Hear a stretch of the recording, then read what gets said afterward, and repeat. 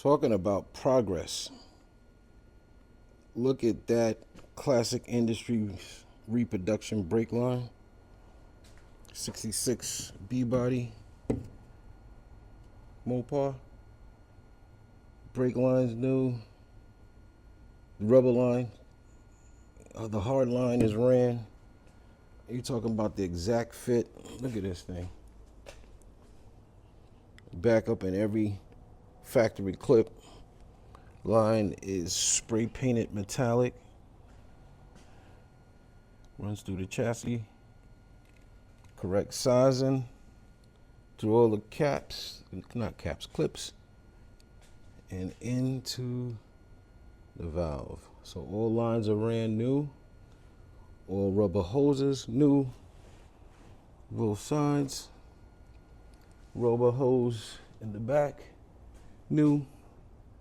So I shouldn't have any issues when I bleed the brakes. Just want to shout out Uncle Tony's Garage. I was looking at a thumbnail he had about Mopar brakes. And because I'm doing Mopar brakes, I said, well, let me click onto his channel, see what he's talking about. And he was like, you ever had one of these old Mopars or one of these old classic cars and no matter how many times you bled the brakes, changed the brake pads, the pedal didn't feel just right? And I was like, yeah, kind of, sort of. He said that a lot of people ignore the rubber line coming from the chassis to the rear end. Just because it doesn't look compromised from the outside, if it's an original brake line from the 60s, look at it from the inside. So it's about 2 or 3 layers of rubber hose there, and throughout the years it'll shrink, swell, and the hose is hard. It's hard to even bend it, and you can see what the hard line looked like. That was from the front to the back. So all of that is replaced. For now, I'm gonna run disc brakes, not disc brakes, sorry, drum brakes. Wrong car, the Road Runner's getting disc brakes.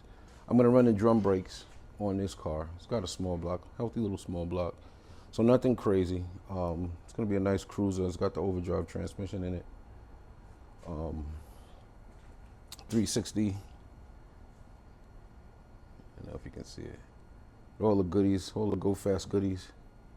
So the car has a lot of go, and now I just shored up the whoa. So you working on these old cars and you're putting tons of horsepower in them like we like to do, put big motors in them. Don't forget about your brakes. Don't forget about your brakes. I think these are QA1s, adjustable shocks.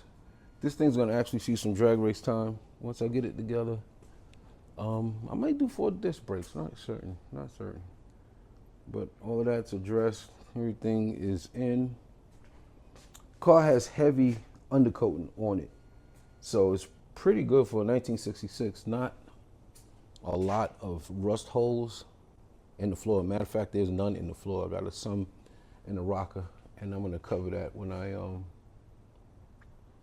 weld that up. What else can I talk about this car? Pretty much, the tranny is new, motor's new, the exhaust, I'm gonna finish burning that in.